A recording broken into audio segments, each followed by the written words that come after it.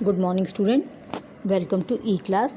बच्चों, आज हम पाठ 5 बाल दिवस इस तरह मनाएं, यह एक कविता है, इसे हम पढ़ेंगे।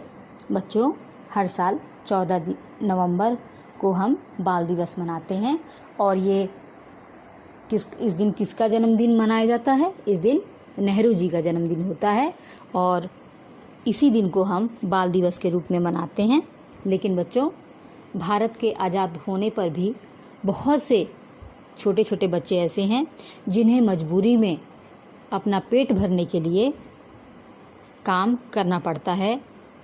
तो उसी दुख को लेकर यहाँ पर कवि ने एक कविता लिखी है और वह चाहते हैं कि बाल दिवस में हम एक ऐसा संकल्प लेना चाहिए जिससे कि बच्चों का उत्थान हो सके। तो चलिए कविता पढ़ते हैं। फटा पुराना झोला कर में आँखों में है नीर, बीन रहे बच्चे कितने कचरों में तकदीर। उन बच्चों पर स्नेह लुटाएं, बाल दिवस इस तरह मनाएं। कवि कहते हैं कि बहुत से बच्चे जो हैं झोला हाथ में लिए हुए और आँखों में आंसू है। आंसू किस चीज़ के? पछतावे के, कि वो और बच्चों की तरह आपकी तरह पढ़ाई लिखाई नहीं कर सकते। और क्या कर रहे हैं मजबूरी में ये बच्चे कचरे में से कुछ सामान जो होता है, डिब्बा वगैरह जो है, टीन का, ये सब सामान, कांच का सामान उठाकर अपने झोले में रखते हैं और क्या करते हैं, उन्हें इकट्ठा करते हैं और इसी से क्या होता है, इसी से बेचकर उनकी 2 जूं की रोटी मिलती है। 2 वक्त का खाना उन्हें नसीब होता है, तो इसीलिए वह इस कचरे को इकट्ठा करते हैं। तो कवि कहते हैं कि अब की बाल दिवस इस तरह मनाएं कि हम इन बच्चों को प्यार और दुलार दें जो कि इनके जीवन से पूरी तरह से समाप्त हो गया है। ठीक है। होटल में बर्तन धोने को जो होते मजबूर, यह कैसा अन्याय, बालपन में वे हैं मजदूर।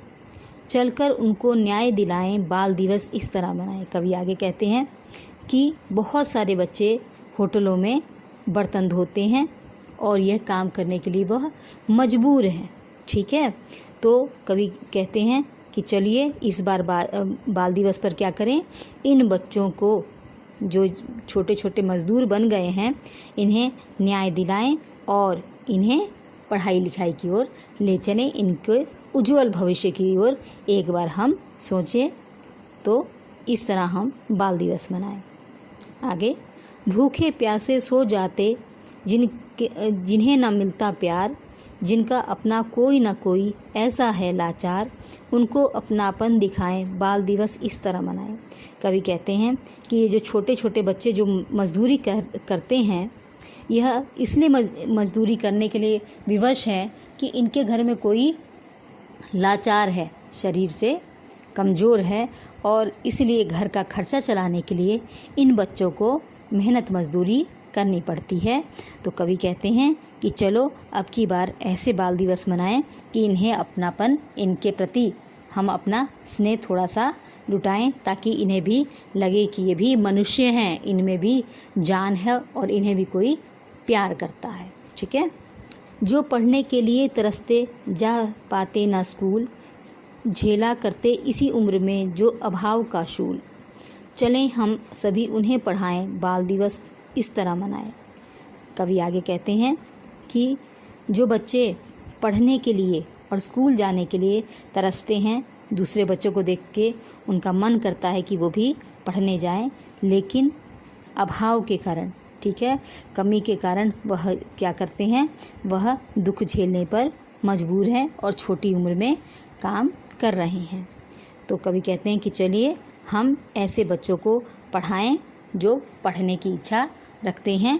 तो इस बाल दिवस को हम कुछ इस प्रकार मनाएं। तो ये बहुत अच्छी कविता है और उम्मीद करती हूँ आपको अच्छी भी लगी होगी। बच्चों, आपको कॉपी में शब्दार्थ, प्रश्न उत्तर, भाव स्पष्ट, ये सब आपको कॉपी में करना है और बाकी जो एक्सरसाइज है वो आप अपनी पाठ्य पुस्तक में फिल करेंगे। ठीक है। Okay, thank you.